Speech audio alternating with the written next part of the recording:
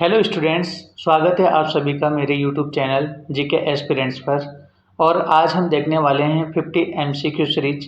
इससे पहले हमारी एक वीडियो आ चुकी है, पार्ट 1 आ चुका है, जो है भारतीय ऐतिहासिक पृष्ठभूमि से संबंधित एमसीक्यू यानी कि बहुविकल्पात्मक प्रश्नों के बारे में। ये हमारा सेकंड पार्ट है।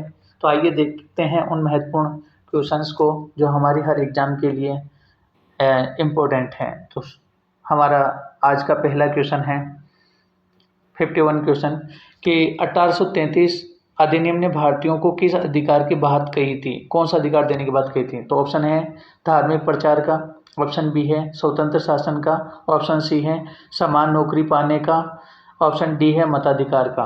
तो आप बताएं इनमें से कौन सा जो आंसर होगा, ए है या बी है या सी है, बताओ कौन सा आंसर है। तो इसका आंसर है गाइज ऑप्शन सी, है ना। क्या है इसका आंसर? ऑप्शन सी है ना, समान नौकरी पाने का अधिकार।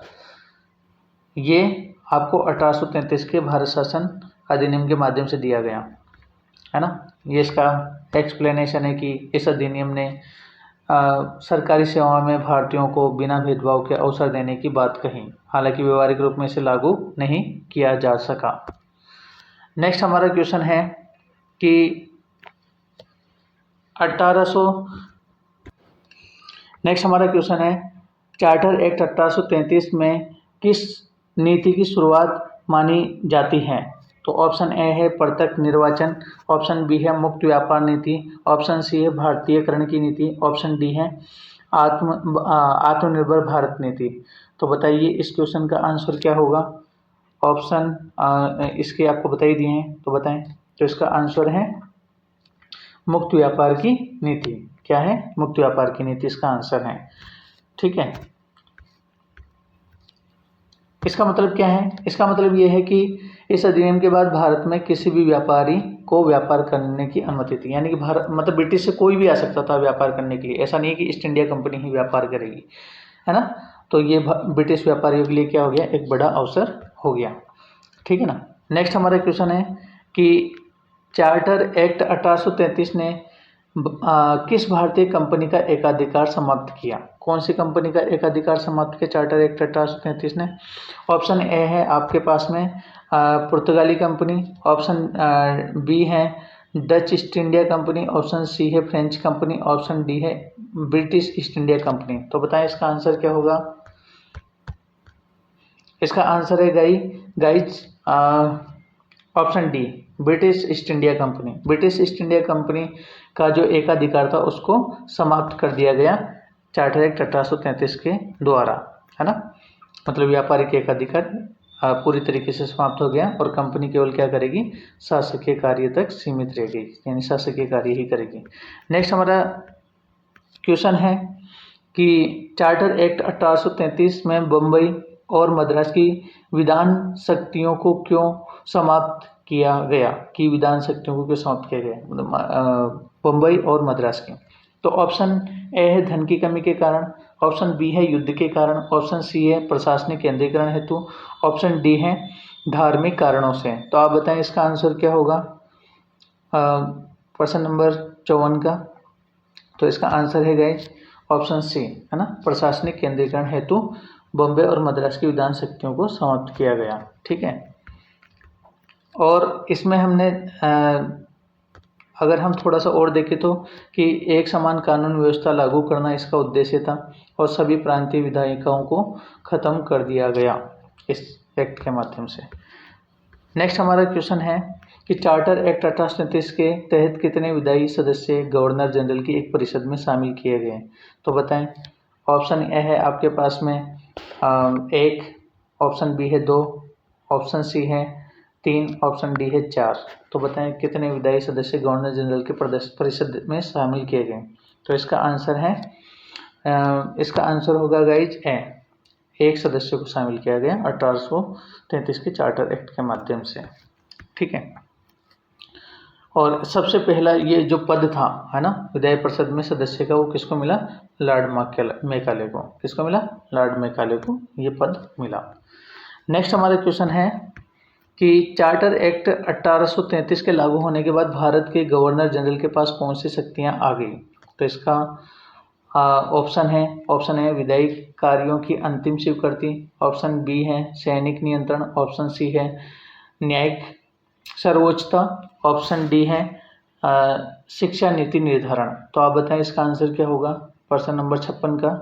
इसका आंसर है ए, विधायी कार्यों की अंतिम स्वीकृति की जो शक्ति है, मतलब कोई विधायी कार्य है, प्रस्ताव है, उसकी जो अंतिम शक्ति है वो गवर्नर जनरल के पास आ गई, है ना।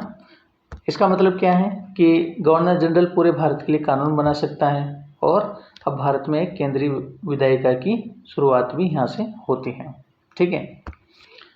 नेक्स्ट हमारा क्वेश्चन है कि चार्टर एक्ट 1853 का मुख्य उद्देश्य क्या था। तो आपके पास ऑप्शन है, ऑप्शन ए कंपनी का व्यापार बढ़ाना, ऑप्शन बी है गवर्नर जनरल की कार्यकाल को बढ़ाना, ऑप्शन सी है विधायी और कार्यकारी कार्यों को अलग करना और ऑप्शन डी है न्यायपालिका का विस्तार। तो आप इसका आंसर बताएं, प्रश्न नंबर 57 का आंसर बताएं। इसका आंसर है ऑप्शन सी, यानी कि विधायी और कार्यकारी कार्यों को अलग करना, है ना। किसके विधायी कार्यों को अलग करना कि जो गवर्नर जनरल की जो कार्यकारी परिषद है ना, और विधायी परिषद को अलग अलग किया जाएगा। और यहीं से आप क्या मानते हैं कि भारत शासन प्रणाली में विभाजन की शुरुआत हुई, है ना, कार्यकारी परिषद अलग और विधायी परिषद अलग। नेक्स्ट हमारा क्वेश्चन है प्रश्न नंबर 58 की चार्टर एक्ट 1853 के तहत किस आयोग की स्थापना की गई। तो ऑप्शन ए है आपके पास में पुलिस आयोग, ऑप्शन बी है आपके पास में शिक्षा आयोग, ऑप्शन सी है सिविल सेवा आयोग और ऑप्शन डी है आपके पास में सैन्य सुधार आयोग। तो बताएं इसका आंसर क्या है। प्रश्न नंबर 18 का आंसर क्या होगा। इसका आंसर है गाइज बी, शिक्षा आयोग, है ना। क्या है, सॉरी शिक्षा आयोग नहीं है, भारतीय सिविल सेवा आयोग, है ना। क्या है इसका आंसर, भारतीय सिविल सेवा आयोग, इसकी स्थापना की गई चार्टर एक्ट 1853 के तहत। थोड़ा सा देखते हैं इसको कि इसमें ये एक्ट प्रतिस्पर्धात्मक यानी कंपटीशन एग्जाम के जरिए ICS इंडियन सिविल सर्विस की भर्ती का रास्ता इस एक्ट ने खोला। और इससे पहले ये एग्जाम्स नामांकन या सिफारिश के माध्यम से ये जो सिविल सेवा में भर्तियाँ होती थी, तो ये एक विशेष बात है इस चार्टर एक्ट की 1853 की। नेक्स्ट हमारा क्वेश्चन है कि चार्टर एक्ट 1853 के तहत कंपनी के शासन को कितने वर्षों के लिए बढ़ाया गया, है ना। तो इसका आंसर बताएं आप। ऑप्शन ए है 10 वर्ष के लिए, ऑप्शन बी है 20 वर्ष के लिए, ऑप्शन सी है अनिश्चित काल के लिए, ऑप्शन डी है 5 वर्ष के लिए। तो बताएं इसका आंसर क्या होगा। इसका आंसर है सी, अनिश्चित काल के लिए, है ना। 1853 के चार्टर एक्ट के तहत कंपनी के शासन को अनिश्चित काल के लिए बढ़ाया गया। ये पहली बार था जब कंपनी का शासन अनिश्चित काल तक बढ़ा, और इससे पहले चार्टर हर 20 साल में नवीनीकृत होता था, यानी 20 साल के लिए बनता था। नेक्स्ट हमारा क्वेश्चन है कि प्रश्न नंबर 60 जो है वो है कि चार्टर एक्ट 1853 के बाद गवर्नर जनरल की परिषद में कितने विधायी सदस्य शामिल किए गए। तो आप बताएं कितने शामिल किए गए। ऑप्शन ए है 3, ऑप्शन बी है 4, ऑप्शन सी है 6, ऑप्शन डी है 5। तो बताएं प्रश्न नंबर 60 का आंसर क्या होगा। ऑप्शन नंबर डी, क्या होगा, ऑप्शन नंबर डी इसका आंसर है। तो इसका थोड़ा सा देखते हैं कि व्याख्या में कि जो आपके 5 सदस्य हैं वो बंगाल, बॉम्बे, मद्रास, नॉर्थ वेस्ट और प्रोविंस और एक मुख्य न्यायाधीश इसमें शामिल होते थे। ये सदस्य केवल विधायी कार्यों में भाग लेते थे। तो इस प्रकार से 5 सदस्य आपके हुए। नेक्स्ट हमारा क्वेश्चन है कि चार्टर एक्ट 1853 किस शिक्षा सुधार से संबंधित था, है ना। तो इसके ऑप्शन है संस्कृत कॉलेज की स्थापना, ऑप्शन बी है हिंदी को राष्ट्रभाषा बनाना, ऑप्शन सी है वुड के डिस्पैच की भूमिका, ऑप्शन डी है राष्ट्रीय पुस्तकालय की स्थापना। तो आप बताएं इसका आंसर क्या होगा। तो इसका आंसर है स्टूडेंट्स ऑप्शन नंबर सी, है ना, वुड के डिस्पैच की भूमिका, ठीक है ना। ये इसकी क्या है, आंसर है। इसके बारे में देखते हैं थोड़ा सा कि ये 1854 में आपका वुड डिस्पैच आया, ठीक है ना, और ये चार्टर एक्ट 1853 के बाद में लागू हुआ। इसे भारतीय शिक्षा का क्या बोलेंगे, इसे आप भारतीय शिक्षा का क्या बोलेंगे, मैग्ना कार्टा कहेंगे, ठीक है ना। नेक्स्ट हमारा क्वेश्चन है कि 1853 के अधिनियम के अनुसार विधान परिषद का क्या स्वरूप था। तो बताएं इसका आंसर। इसके ऑप्शन देखते हैं। केवल अंग्रेज अधिकारी, ऑप्शन है। ऑप्शन बी है आंशिक निर्वाचित, ऑप्शन सी है नामांकित सदस्य, ऑप्शन डी है केवल भारतीय। तो बताएं इनमें से कौन सा आंसर है कि 1853 के अधिनियम के अनुसार विधान परिषद का क्या स्वरूप था। बताएं। तो इसका आंसर है ऑप्शन सी, है ना, नामांकित सदस्य। क्या है? नामांकित सदस्य। ठीक है। इसका मतलब क्या है कि ब्रिटिश सरकार द्वारा नामांकित सदस्य होते थे केवल, है ना। सभी सदस्य जो होते थे वो नामांकित सदस्य होते थे। भारत में प्रतिनिधित्व की मांग तेज होने लगी कि भाई हमें भी परिषद में जगह दो। नेक्स्ट हमारा क्वेश्चन है कि 1853 चार्टर एक्ट 1853 के ने भारतीय सिविल सेवा में भर्ती का क्या प्रावधान किया। कि ऑप्शन ए है आपके पास में केवल अंग्रेजों के लिए खुला, ऑप्शन बी है प्रतियोगी परीक्षा द्वारा भर्ती, ऑप्शन डी है, ऑप्शन सी है स्थानीय सिफारिश पर भर्ती, और ऑप्शन डी है सैनिक पृष्ठभूमि वालों को वरीयता। तो बताएं इसका आंसर क्या होगा। इसका आंसर है, बताओ, प्रतियोगी परीक्षा द्वारा भर्ती। ठीक है ना। बी इसका आंसर है। क्या है? बी इसका आंसर होगा कि प्रतियोगी परीक्षा द्वारा भर्ती की गई योग्य भारतीय भी सिविल सेवा में आ सकेंगे। और ब्रिटिश शासन में योग्यता का ये क्या था? पहला संकेत था। देखो वहीं से, है ना, 1853 से ये जो सोच है आज तक भी जारी है कि सिविल सेवा प्रतियोगिता के माध्यम से योग्य व्यक्तियों को शामिल किया जाता है। ठीक है ना। नेक्स्ट हमारा क्वेश्चन है कि चार्टर एक्ट 1853 में भारत के किस गवर्नर जनरल के काल में ये पारित हुआ, चार्टर एक्ट 1853। तो आप बताएं।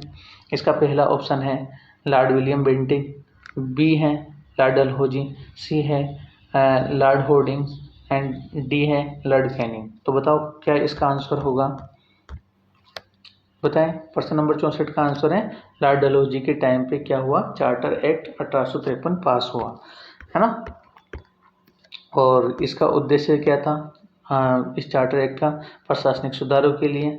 और ये इसी टाइम पे लॉर्ड डलहौजी के टाइम पे रेलवे की सेवा और डाक सेवा भी क्या हुई, शुरुआत इस काल में ही इसकी हुई। ठीक है ना। नेक्स्ट हमारा क्वेश्चन है कि चार्टर एक्ट 1853 ने भारत की विधान परिषद को किस रूप में परिवर्तित किया, है ना। तो इसके ऑप्शन आपके पास में एकल परिषद, बी है द्विसदनीय परिषद, ऑप्शन सी है स्वतंत्र परिषद, ऑप्शन डी है केंद्रीय परिषद। तो बताइए प्रश्न नंबर 65 का आंसर क्या है। तो इसका आंसर है केंद्रीय Vidhan Parishad, option D. Option D क्या है, इसका आंसर है इस क्वेश्चन का। तो केंद्रीय विधान परिषद जो भारत में इसकी पहली बार क्या पड़ी, नींव पड़ी, और ये विधायी कार्यों के लिए एक पृथक इकाई भी बन गई। ठीक है ना। तो ये इसका एक्सप्लेनेशन है। नेक्स्ट हमारा क्वेश्चन है कि चार्टर एक्ट 1853 के बाद भारत के प्रशासन में कौन सा बदलाव नहीं हुआ। तो इसके ऑप्शन है व्यापार पर रोक, ऑप्शन बी है न्यायिक सुधार, ऑप्शन सी है कार्यपालिका और विधायिका में अंतर, ऑप्शन डी है भारतीयों को निर्वाचित करने का अधिकार। तो इसमें कौन सा बदलाव नहीं हुआ। तो इसमें जो बदलाव नहीं हुआ है वो नहीं हुआ है, बताओ आप।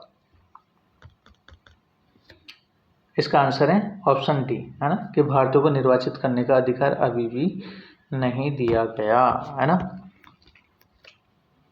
और प्रतिनिधित्व की मांग लगातार बढ़ती भी गई। नेक्स्ट हमारा क्वेश्चन है कि वुड डिस्पैच 1854 को किस नाम से जाना जाता है। बताओ। ये तो हमने आगे पहले एक्सप्लेनेशन में भी देखा है। तो इसका आंसर क्या हो जाएगा, ऑप्शन बी, है ना, भारतीय शिक्षा का मैग्ना कार्टा इसको कहा जाता है। ठीक है। और माना जाता है कि इसने आधुनिक शिक्षा की आधारशिला रखी और प्राथमिक शिक्षा से लेकर उच्च शिक्षा तक सुधारों की सिफारिश भी वुड डिस्पैच 1853 ने की। नेक्स्ट हमारा क्वेश्चन है कि प्रश्न नंबर 18 कि वुड डिस्पैच 1854 में किस प्रकार की शिक्षा प्रणाली की सिफारिश की गई। तो ऑप्शन है पारंपरिक गुरुकुल प्रणाली, ऑप्शन बी है धार्मिक शिक्षा, ऑप्शन सी है अंग्रेजी माध्यम की आधुनिक शिक्षा, ऑप्शन सी है केवल तकनीकी शिक्षा। तो बताएं इसका आंसर क्या होगा। इसका आंसर है प्रश्न नंबर 68 का आंसर है सी, है ना, अंग्रेजी माध्यम की आधुनिक शिक्षा की सिफारिश की गई कि भाई शिक्षा किस में दी जाए, अंग्रेजी भाषा में दी जाए, उच्च शिक्षा आपकी अंग्रेजी माध्यम से होगी, है ना। तो वुड डिस्पैच ने कहा कि अंग्रेजी को उच्च शिक्षा का माध्यम बनाया जाए और भारतीय भाषाओं को प्राथमिक शिक्षा के लिए उपयुक्त माना गया कि प्राथमिक शिक्षाएं केवल किस में दें आप, भारतीय भाषाओं में। नेक्स्ट हमारा क्वेश्चन है कि वुड डिस्पैच के अनुसार भारत में किन संस्थाओं की स्थापना की गई, बताएं आप। ऑप्शन ए है जिला अदालतों की, ऑप्शन बी है सरकारी पुस्तकालयों की, ऑप्शन सी है विश्वविद्यालयों की, ऑप्शन डी है आपका पुलिस प्रशिक्षण केंद्रों की। तो आप बताएं 69 नंबर क्वेश्चन का आंसर क्या होगा। इसका आंसर है विश्वविद्यालयों की, है ना, किसकी, विश्वविद्यालयों की स्थापना की गई। ठीक है, और इसमें कौन कौन से विश्वविद्यालय स्थापित हुए थे 1897 में, तो कलकत्ता में, बॉम्बे में और मद्रास में विश्वविद्यालय स्थापित हुए और यहीं से आपके उच्च शिक्षा संस्थान की शुरुआत हुई।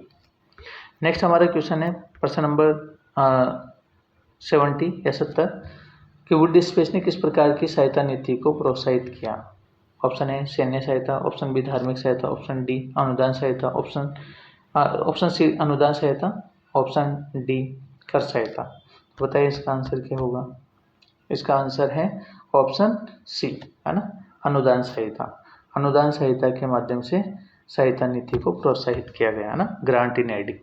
तो ये ग्रांट इन एड या अनुदान सहायता क्या है कि इसमें निजी शिक्षण संस्थाओं को सरकारी अनुदान देने की व्यवस्था की गई। मिशनरी और निजी विश्वविद्यालयों का विकास इसमें होता है। ठीक है, तो हमारा 71 नंबर का नेक्स्ट क्वेश्चन है कि वुड डिस्पैच के अंतर्गत महिला शिक्षा को लेकर के क्या विचार था। तो इसके ऑप्शन हैं, ऑप्शन ए है आपका पूर्ण प्रतिबंध, बी है ऑप्शन केवल बालिका शिक्षा को प्रोत्साहन और सी है महिला शिक्षा को प्रोत्साहन, डी है केवल धार्मिक शिक्षा। तो बताएं इसका आंसर क्या होगा, एक बार कोशिश करें आप। इसका आंसर है महिला शिक्षा को प्रोत्साहन क्या था, वुड डिस्पैच में इसके बारे में विचार थे। तो महिला शिक्षा को प्रोत्साहन दिया गया, है ना, और वुड डिस्पैच ने महिला शिक्षा को सामाजिक सुधारों से जोड़ा और महिला शिक्षा को लेकर सरकार से मान्यता और सहायता भी मिली। नेक्स्ट हमारा क्वेश्चन है कि भारत शासन अधिनियम 1858 के तहत भारत की सर्वोच्च सत्ता किसके पास गई। तो आप बताएं, इसमें ऑप्शन ए है आपके पास में ईस्ट इंडिया कंपनी के पास, ऑप्शन बी है ब्रिटिश संसद के पास, ऑप्शन सी है ब्रिटिश क्राउन के पास, ऑप्शन डी है गवर्नर जनरल के पास। तो आंसर बताएं इसके क्या होंगे। इसका आंसर है ब्रिटिश क्राउन के पास में, है ना, 1858 के बाद में ऑप्शन सी, है ना, ब्रिटिश क्राउन के पास में भारत की सत्ता चली गई। डायरेक्ट हमारी सत्ता भारत के किसके हाथ में आ गई, ब्रिटिश क्राउन यानी ब्रिटिश सरकार के पास में हमारी शासन सत्ता आ गई, है ना, भारत में प्रत्यक्ष ब्रिटिश शासन शुरू हुआ।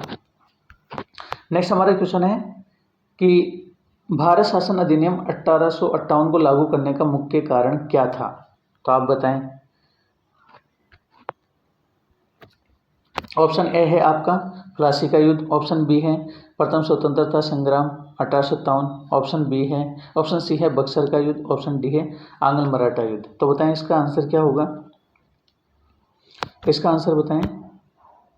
इसका आंसर है आपका प्रथम स्वतंत्रता संग्राम 1857। इसकी वजह से भारत शासन अधिनियम को लागू किया गया, है ना।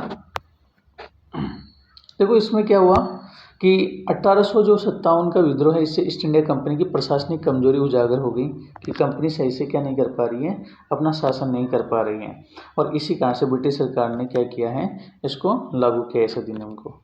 नेक्स्ट हमारा क्वेश्चन है 74 कि 1858 के अधिनियम के बाद भारत में ब्रिटिश क्राउन का मुख्य प्रतिनिधि कौन था, है ना। ब्रिटिश क्राउन की तरफ से ईस्ट इंडिया कंपनी आई थी और ईस्ट इंडिया कंपनी ने जो शासन किया तो वो किसके अंतर्गत शासन करती थी। ब्रिटिश क्राउन या ब्रिटिश सरकार का कोई तो प्रतिनिधि होगा, उस प्रतिनिधि का नाम बताओ। तो आपके पास ऑप्शन है, option A governor general, option B है वॉइसराय, ऑप्शन सी है secretary of state, option D है कमांडर इन चीफ। तो बताएं इसका आंसर क्या होगा। तो इसका आंसर क्या है आप बताएंगे। इसका आंसर है वॉइसराय। क्या है, वॉइसराय मुख्य प्रतिनिधि था जो भारत में क्या करता था, शासन करता था ब्रिटिश क्राउन की तरफ से। ठीक है, ये आप ध्यान रखेंगे। और जो गवर्नर जनरल था उसका नाम बदल करके वॉइसराय इसी अधिनियम के माध्यम से किया गया था, ये सबसे बड़ी बात है इसका। और वॉइसराय भारत में सर्वोच्च प्रशासनिक अधिकारी होता था, ये आप ध्यान रखेंगे। नेक्स्ट हमारा क्वेश्चन है कि 1858 के अधिनियम के तहत ब्रिटेन में भारतीय शासन की सहायता के लिए कौन सी संस्था बनाई गई, है ना। ब्रिटेन से शासन हो रहा है, तो वहाँ से कौन सी संस्था है जो भारत में क्या करेगी, उसके लिए भारतीय शासन की सहायता करेगी। तो वो बॉडी कौन सी थी, उस बॉडी का नाम बताएं। ऑप्शन ए है आपके पास में board of control, option B है इंडियन काउंसिल, ऑप्शन सी है ब्रिटिश इंडिया बोर्ड और ऑप्शन डी है ईस्ट इंडिया बोर्ड। तो बताएं इसका आंसर क्या होगा आपका।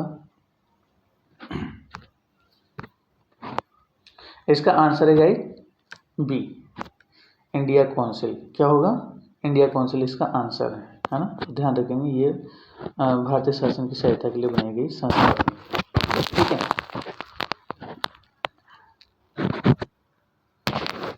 तो India council secretary of state, है ना, India council secretary of state की सहायता के लिए बनाई गई थी और भारत के मामलों की देखरेख करती थी ये संस्था, इंडिया काउंसिल, भारतीय परिषद। नेक्स्ट हमारा क्वेश्चन है कि 1858 के बाद ब्रिटिश सरकार में भारतीयों के मामलों का प्रबंधन कौन करता था। तो भारतीयों के मामले कौन देखते थे, बताओ। ऑप्शन ए है आपके पास में ब्रिटिश प्रधानमंत्री, ऑप्शन बी है secretary of state for India, option C है हाउस ऑफ कॉमन्स का जो स्पीकर होता था वो, और ऑप्शन डी है लॉर्ड चांसलर। तो बताएं इसका आंसर क्या होगा। इसका आंसर बताइए, एक बार पॉज करें, इसका आंसर सोचें। तो इसका आंसर क्या है, इसका आंसर है B, secretary of state for India, है ना। ब्रिटिश सरकार में भारत के मामलों का प्रबंधन करता था, भारत मतलब ब्रिटेन संसद में।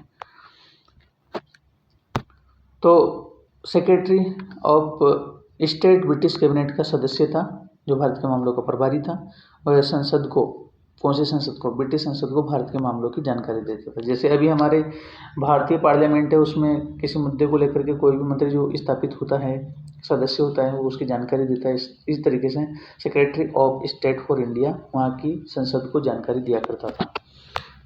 नेक्स्ट हमारा क्वेश्चन है कि भारतीय शासन अधिनियम 1858 का औपचारिक नाम क्या था। तो औपचारिक नाम क्या था, इसका नाम बताओ। आपके पास ऑप्शन है, ऑप्शन ए है भारत शासन अधिनियम, ऑप्शन बी है India reform act, option C है British India act, option D है act for the better government of India. तो बताएं इसके आंसर क्या होंगे, इसका आंसर क्या होगा बताएं। पॉज करें और फिर इसका आंसर बताएं एक बार आप। इसका आंसर है डी, है ना, act for the better government of India. ये इसका क्या था, औपचारिक नाम था। आप ध्यान रखेंगे, ऑप्शन डी इसका आंसर होगा, ठीक है। और ये इसका उद्देश्य 1857 के विद्रोह के बाद प्रशासन को बेहतर करना था, क्योंकि उसमें दिक्कत हो गई थी, लोग, है ना, इतना विद्रोह किए और सत्ता जाने की नौबत आ गई। इस वजह से उन्होंने समीक्षा की और कहा कि हम इसमें सुधार करेंगे। नेक्स्ट हमारा क्वेश्चन है कि 1858 के अधिनियम के तहत भारत का पहला वायसराय कौन नियुक्त हुआ। वेरी इंपॉर्टेंट क्वेश्चन, है ना।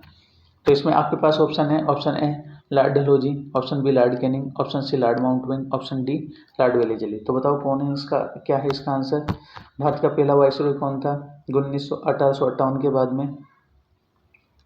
तो इसका आंसर है, बताएं, इसका आंसर होगा बी, है ना, लॉर्ड कैनिंग। लॉर्ड कैनिंग क्या था, 1858 के बाद में आपका पहला गवर्नर जनरल से ये वायसराय बना था, है ना, मतलब सॉरी, गवर्नर जनरल से ये पहला वायसराय बना था। और इस व्यक्ति ने बहुत कठिन समय में कार्य किया, लॉर्ड कैनिंग ने, ठीक है ना। तो नेक्स्ट हमारा क्वेश्चन है 79 कि 1858 के अधिनियम ने किसके व्यापारिक और प्रशासनिक अधिकार समाप्त किए। तो ऑप्शन ए है आपके पास में Dutch East India company, B है British East India company, option C है फ्रेंच ईस्ट इंडिया कंपनी, और ऑप्शन डी है पुर्तगाली व्यापारिक कंपनी। तो वही 1858 का अधिनियम जो आया था वो ब्रिटिश सरकार लेकर के आई थी, ऑब्वियसली कि ब्रिटेन की जो ईस्ट इंडिया कंपनी थी वो शासन कर रही थी, तो उसी के अधिकार समाप्त हुए, व्यापारिक और प्रशासनिक, ठीक है। तो इसका आंसर क्या होगा, British East India company, B इसका आंसर हो जाएगा। क्या हो जाएगा, बी इसका आंसर हो जाएगा। नेक्स्ट हमारा, अच्छा इससे पहले इसका थोड़ा सा एक्सप्लेनेशन ये है कि, है ना, इसके अधिकारों को समाप्त कर दिया गया और ब्रिटिश क्राउन ने भारत पर पूर्ण अधिकार या पूर्ण नियंत्रण अपने हाथ में ले लिया, ठीक है। नेक्स्ट हमारा क्वेश्चन है 80 कि 1858 के अधिनियम के बाद भारत में ब्रिटिश क्राउन का प्रतिनिधित्व कौन करता था। तो ये तो हमने देखा ही है कि भारत में प्रतिनिधित्व करने वाला व्यक्ति कौन है। Option A governor general, option B viceroy, option C secretary of state, option D India council. तो इसका आंसर तो आपको पता है वो कौन है, वायसरॉय, है ना। ऑप्शन बी इसका आंसर होगा। क्या होगा, ऑप्शन बी इसका आंसर है। वायसरॉय भारत में ब्रिटिश क्राउन का प्रतिनिधि था, जो भारत में शासन चलाता था ब्रिटिश की तरफ से, ब्रिटेन की तरफ से, है ना। और इसके पास सर्वोच्च प्रशासनिक अधिकार भी थे। नेक्स्ट हमारा क्वेश्चन है 81 कि 1858 के अधिनियम के बाद भारतीय रियासतों के प्रति ब्रिटिश सरकार ने कौन सी नीति अपनाई, है ना। वही इन रियासतों के अंतर्गत ही क्या हुए थे, विद्रोह हुए थे। तो बताएं कौन सी नीति अपनाई। ए है हड़प नीति, बी है गैर हस्तक्षेप नीति, ऑप्शन सी है सहायक संधि नीति, ऑप्शन डी है साम्राज्यवादी नीति। तो बताएं इसका आंसर क्या होगा। इसका आंसर है, बताओ, इसका आंसर है ऑप्शन बी गैर हस्तक्षेप की नीति। क्या है, गैर हस्तक्षेप की नीति, मतलब वो अब हमारे भारत शासन में क्या नहीं करेंगे, हस्तक्षेप नहीं करेंगे, है ना। ब्रिटिश सरकार ने रियासतों के आंतरिक मामले में हस्तक्षेप न करने का वादा किया और 1858 के विद्रोह के बाद संबंधों को विस्तार करने का प्रयास भी किया। देखो ऐसा इसलिए किया उन्होंने क्योंकि इन्हीं वजहों से क्या हुई थी, क्या हुआ था 1857 की क्रांति में, आंतरिक मामलों में हस्तक्षेप के कारण हमारी रियासतों के लोग चिढ़ गए थे, रियासतें भी चिढ़ गई थी, या फिर वो इस हस्तक्षेप को उन्होंने सही नहीं माना, इसलिए उन्होंने विद्रोह किया। तो इसमें ब्रिटिश सरकार ने फिर बाद में सुधार करने की कोशिश की। नेक्स्ट हमारा क्वेश्चन है कि 1858 के अधिनियम के बाद भारत में सेना का नियंत्रण किसके पास था, है ना। सेना इंपॉर्टेंट हो गई क्योंकि विद्रोह में, है ना, सेना की महत्वपूर्ण भूमिका नजर आई। तो ये सेना किसके पास होगी। ऑप्शन है East India company, option B British crown, option C governor general, option D India council. तो बताएं इसका आंसर क्या होगा।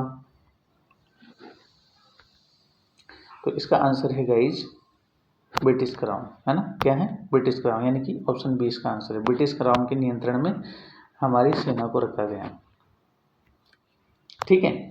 तो इस अधिनियम ने सेना का नियंत्रण कंपनी से किसको कर दिया, क्राउन को स्थानांतरित कर दिया, और ब्रिटिश सरकार का सेना पर प्रत्यक्ष नियंत्रण स्थापित हो गया ब्रिटेन से ही। नेक्स्ट हमारा क्वेश्चन है 83। इसमें है कि भाई 1857 के अधिनियम के बाद ब्रिटिश भारत की प्रशासनिक राजधानी कहाँ थी। तो इसका आंसर बताएं आप। ऑप्शन ए है कलकत्ता, ऑप्शन बी है दिल्ली, ऑप्शन सी है बम्बई, ऑप्शन डी है मद्रास। तो इसका आंसर बताएं आप, बताएं। 83 का आंसर बताएंगे आप। 83 का आंसर है कलकत्ता, है ना। देखो आपको पता है कि दिल्ली तो बाद में आई थी, 1911 में दिल्ली में राजधानी को स्थापित किया गया था, उससे पहले कलकत्ता से ही कार्य होता था, ठीक है ना। नेक्स्ट अच्छा ये देख लीजिए आप एक बार कि कलकत्ता 1911 तक ब्रिटिश का प्रशासनिक केंद्र रहा और औपनिवेशिक शासन का भी ये मुख्य केंद्र था भारत में। नेक्स्ट हमारा क्वेश्चन है कि 1858 के अधिनियम के तहत भारतीय रियासतों को क्या आश्वासन दिया गया। 1858 का अधिनियम आया, बहुत बड़ा विद्रोह हुआ, उसके बाद में ये अधिनियम ब्रिटिश सरकार लेके आई, तो उन्होंने देखा कि क्या कमियां थी जिसकी वजह से इतना बड़ा उपद्रव हुआ भारत में। तो ऑप्शन ए है पूर्ण स्वतंत्रता की आश्वासन दिया है, क्षेत्रों की जब्ती का आश्वासन दिया, या ब्रिटिश भारत में विलय का आश्वासन दिया, या आंतरिक मामलों में गैर हस्तक्षेप का वादा किया। तो बताएं इसका आंसर क्या होगा।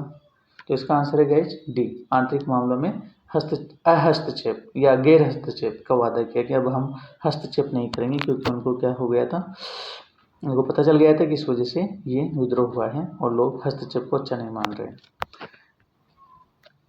तो उन्होंने कहा कि जो तुम्हारी स्वायत्तता है ना, यानी स्वतंत्रता, उसका सम्मान करेंगे, और ये क्वीन विक्टोरिया की घोषणा पत्र का हिस्सा था, उसमें वादा किया गया था कि अब हम तुम्हारे शासन सत्ता में हस्तक्षेप नहीं करेंगे।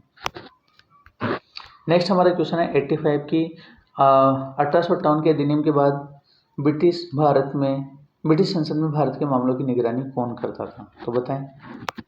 ऑप्शन ए है आपके पास वायसरॉय, ऑप्शन बी है secretary of state, option C है गवर्नर जनरल, ऑप्शन डी है हाउस ऑफ लॉर्ड्स। बताएं कौन, क्या इसका आंसर होगा। इसका आंसर है बी, है ना। क्या है इसका answer, B, secretary of state, है ना। सेक्रेटरी ऑफ स्टेट ब्रिटिश संसद में भारतीय मामलों की निगरानी करता था, ये हमने पहले भी देखा था, है ना। सेक्रेटरी ऑफ स्टेट संसद में भारतीय मामलों के लिए जिम्मेदार था, औपनिवेशिक नीतियों की निगरानी करता था, ठीक है। नेक्स्ट हमारा क्वेश्चन है कि 1858 के अधिनियम के बाद भारत में कानून बनाने का अधिकार किसके पास था। तो ये अधिकार किसके पास था कानून बनाने का अधिकार? ऑप्शन ए है ईस्ट इंडिया कंपनी, बी है वायसरॉय और उसकी परिषद, और ऑप्शन सी है ब्रिटिश संसद, ऑप्शन डी है इंडिया काउंसिल। तो बताएं इसका आंसर क्या होगा, बताएं 86 का आंसर क्या है, 86 का आंसर बताएं। 86 का आंसर है बी, है ना। वायसरॉय और उसकी परिषद क्या करती थी, कानून बनाने का अधिकार रखती थी, ठीक है।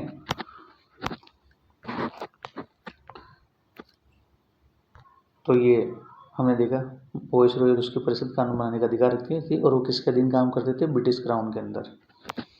नेक्स्ट हमारा क्वेश्चन है कि 87 कि 1858 के अधिनियम के बाद भारत में ब्रिटिश शासन का मुख्य उद्देश्य क्या था, है ना।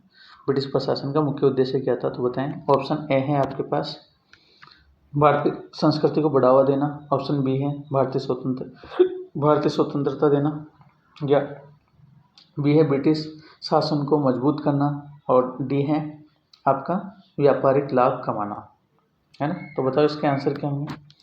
इसका आंसर है सी, है ना, ब्रिटिश शासन को मजबूत करना। क्या है, ब्रिटिश शासन को मजबूत करना। नेक्स्ट हमारा क्वेश्चन है, उससे पहले इसकी व्याख्या देखते हैं थोड़ी, है ना, कि ब्रिटिश नियंत्रण को सुदृढ़ करना था और स्थिर करने के लिए काम किया गया।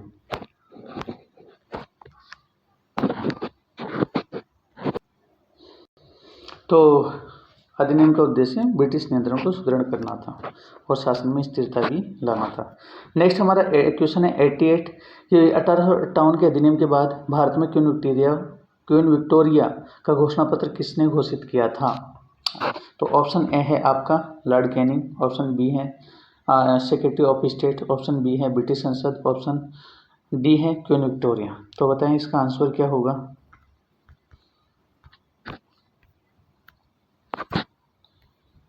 88 का आंसर बताएं। 88 का आंसर है आपका कि ऑप्शन ए, लॉर्ड कैनिंग ने क्या किया, क्वीन विक्टोरिया का घोषणा पत्र को घोषित किया, ठीक है। कि लॉर्ड कैनिंग ने वायसरॉय के रूप में 1858 में घोषणा पत्र को लागू किया और भारत में ब्रिटिश शासन के सिद्धांत बताए।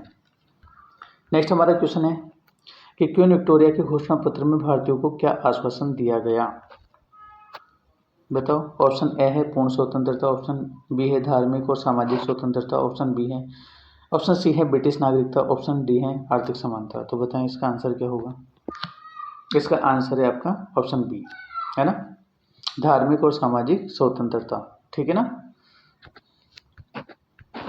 तो धार्मिक और सामाजिक स्वतंत्रता का वादा किया गया घोषणा पत्र में, और क्योंकि 1857 के युद्ध के बाद विश्वास बहाल करना जरूरी था, क्योंकि इसी की वजह से धार्मिक और सामाजिक स्वतंत्रता में हस्तक्षेप की वजह से ही 1857 का विद्रोह हुआ था। तो इसी क्षेत्र में ब्रिटिश सरकार को काम करके अपने शासन को क्या करना था, स्टेबिलिटी या स्थिरता देनी थी।